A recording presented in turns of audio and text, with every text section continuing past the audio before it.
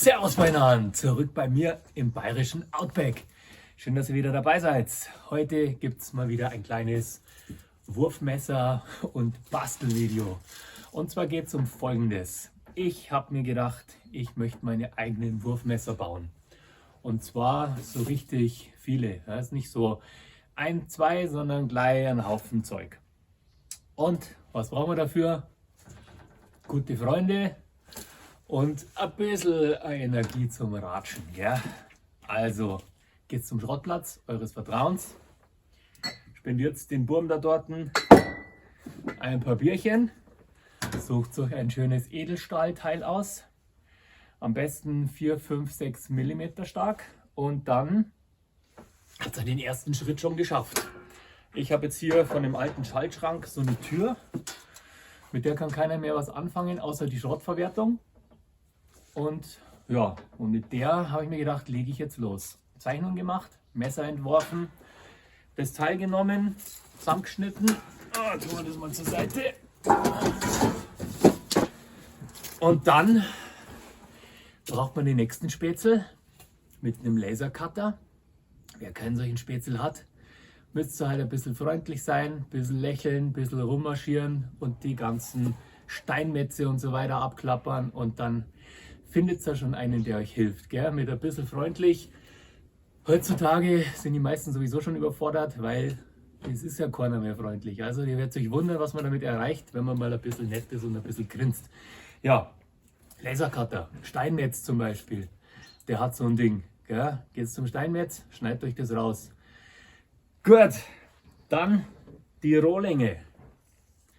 Meine ersten eigenen Messerrohlinge. 6 mm stark, super schwer, schön ausgewogen. Und da werden wir als erstes mal probieren, ob man die so schmeißen kann. Als erstes werden wir jetzt einmal die Stumpfen probieren, ob die überhaupt fliegen. Wenn wir das ausprobiert haben, greifen wir sie und dann sehen wir uns wieder.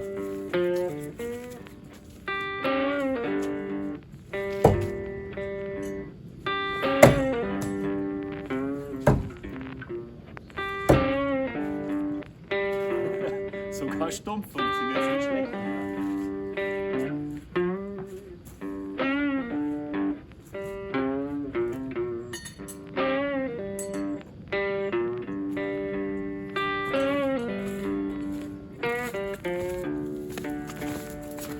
Hier 5 mm, die haben wir richtig Power, die schlagen da mal richtig ein.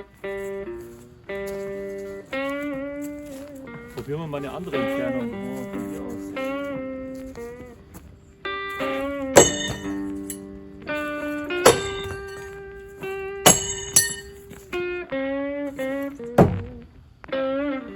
Zumindest einer.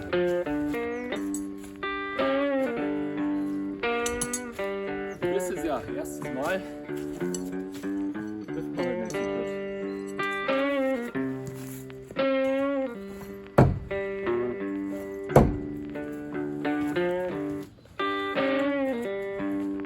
Ich würde sagen, fliegen tun sie cool.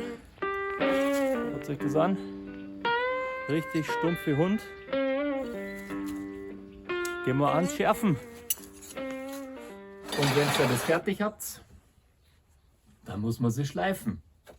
Und das ist bei Edelstahl eine recht aufwendige Sache.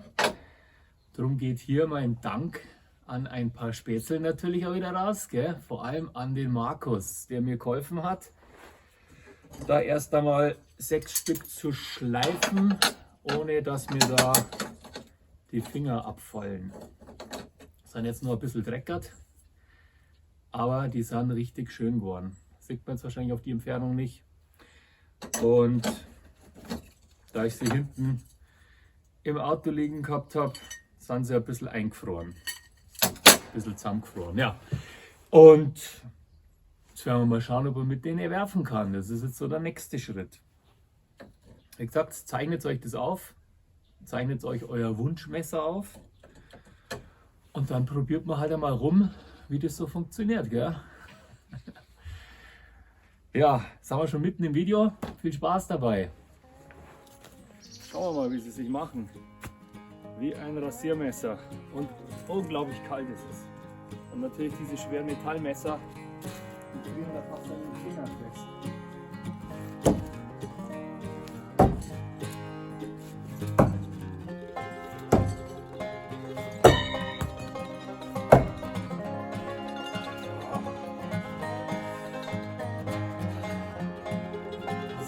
-6 oder -10 Grad.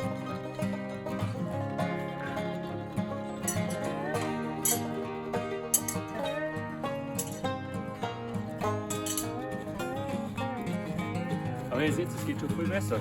Also die stecken auch gescheit, vor allem stecken wir richtig tief.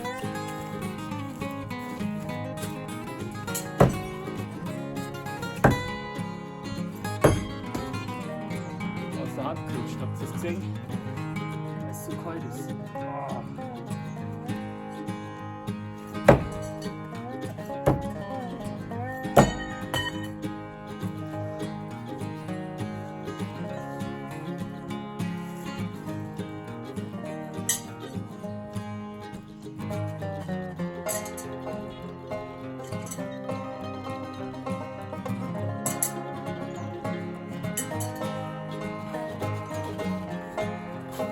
Schaut es euch an, sind sie wenigstens scharf.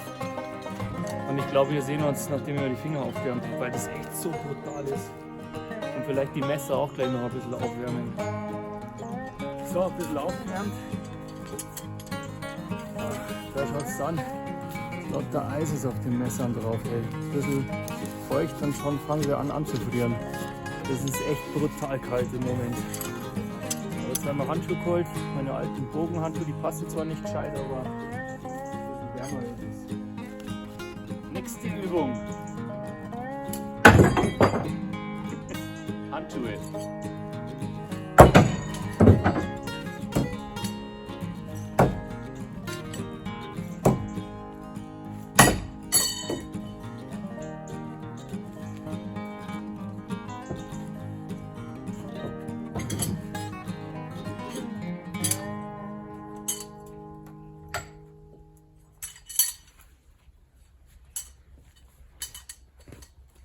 Also mit den Handschuhen geht das leider nicht gescheit. Das ist Mist. Das ist total blöd mit den Dingern. Aber noch ein Versuch. Ja, und dann schauen wir halt weiter.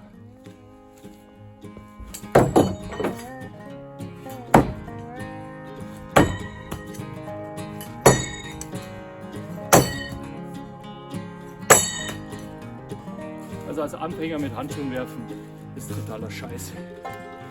Das geht einfach nicht. Das ist einfach Mist mit den Handschuhen. Das möchte ich vernünftig noch zusammenbringen. Das probieren wir so mal ohne. Aber wenn wir die Finger abführen.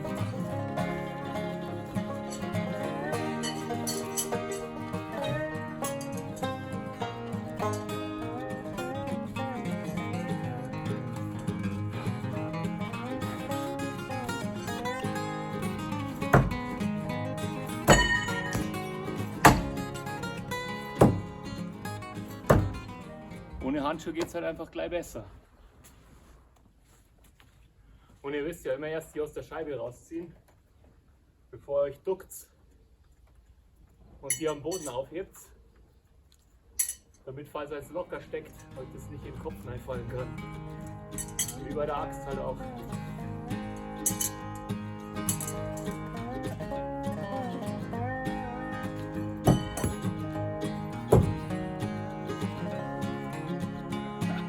Voll der Anfänger. Was macht Laune? Probiert es aus. Ja? Ja, Spätzchen, das war's mal wieder aus dem bayerischen Outback. Ich hoffe, das Video hat euch gefallen. Da haben wir ein paar coole Sachen dabei rausgekriegt. Fliegen, ganz cool. Und ja, was soll ich noch sagen? Ich werde das Hobby weiter beibehalten. Mir gefällt es, dass das jetzt so ein bisschen, naja, professionell wird. Oder sagen wir mal, dass ich jetzt ein echte Wurfmesser habe. Mir macht es zwar mehr Spaß, mit dem Schrott zu werfen, aber so selbstgebaute Messer und sich dann an dieses Thema hintasten, so wie beim Bogenschießen auch. Ich möchte es halt von null auf selber machen. Ich möchte mir da nicht großartig Videos anschauen. Ich möchte da nicht großartig irgendwie mich da tief reinfuchsen, sondern ich möchte halt selber rausfinden, wie das funktioniert, wie man die Sachen wirft, wie man sie nicht wirft. Und mich da so langsam hintasten und auch gucken, was halt da technisch einfach möglich ist mit den ganzen Sachen. Und deswegen macht mir das Spaß, diese Sachen selber zu bauen. Ihr wisst es ja. Und ja, bleibt mir nur noch zu sagen, ich hoffe, das Video hat euch gefallen.